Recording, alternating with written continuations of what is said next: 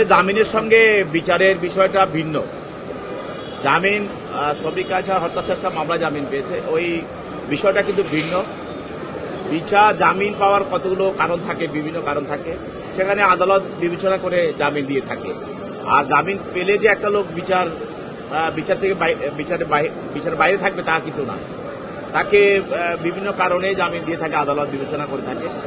তো সেই জন্য এটা আদালতেরই এখতিয়ার এবং আইনেরও বিষয় আছে, কিন্তু বিচার হবে। বিচার জামিন পেলে তার বিচার হবে না তা না, কিন্তু সাধারণ মানুষের ভিতরে একটা বিষয়, একটা আলোচনা আছে যে সাধারণ মানুষ চায় যারা যে বৈষম্যবিরোধী আন্দোলনের সময় যারা ফ্যাসিস্টের সহযোগী ছিল, তারা ফ্যাসিস্টের সহযোগিতা করেছে,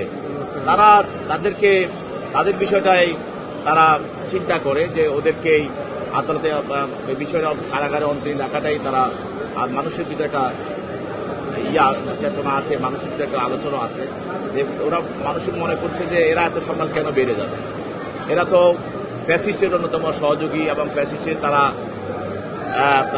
ফ্যাসিস্টের সহযোগিতা করেছে এবং রাজপথে নেমে ছাত্র আন্দোলনের সময় তারা রাজপথে ছিল এবং মানুষকে তারা হত্যা করেছে, তারা বিভিন্ন ধরনের প্রোগ্রাম করেছে এবং শ্রমিক আচার সহ এরা অনেকেই রাজপথে থেকে প্রোগ্রাম করেছে।